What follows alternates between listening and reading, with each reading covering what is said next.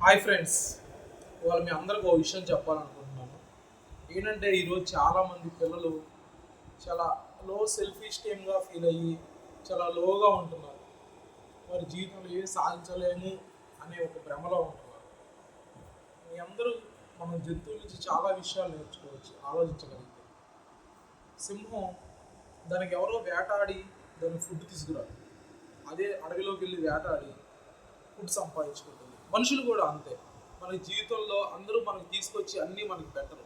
మనం కూడా ఒక సింహంలాగా ఒక జాబ్ గురించి అవ్వచ్చు, ఒక విషయం గురించి అవ్వచ్చు, మనకు కావాల్సిన వాటి గురించి కావచ్చు, మనమే హంటింగ్ చేసి సంపాదించుకొని ఆ తృప్తి అనేది అప్పుడే మీకు దొరుకుతుంది. ఎవరో ఇచ్చిన దాంట్లో తృప్తి ఉండదు.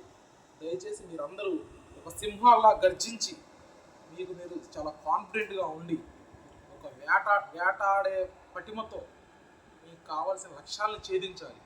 ఒక ఉద్యోగమైనా కావచ్చు, ఏదైనా కంపెనీస్ అప్లై చేయండి. 10 కంపెనీలు, 20 కంపెనీలు, 30 కంపెనీలు, 40 కంపెనీలు, ఏదో కంపెనీలో మీ రిక్వైర్మెంట్ ఉండకపోదా? ఖచ్చితంగా ఉంటుంది.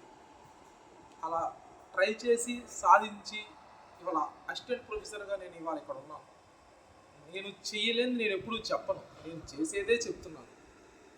అలా వేటాడి నేను కూడా సాధించాను, లైఫ్లో ముందుకు వచ్చాను. కాబట్టి ఫ్రెండ్స్, విద్యార్థులారా, దయచేసి ఎవరో మనకు సాయం చేస్తారు, ఎవరో మనకి ఏదో చెప్తారని ఎప్పుడు మీరు నెగ్లిజెన్స్గా ఉండకండి. మనమే ప్రొటెక్ట్ చేసుకోవాలి.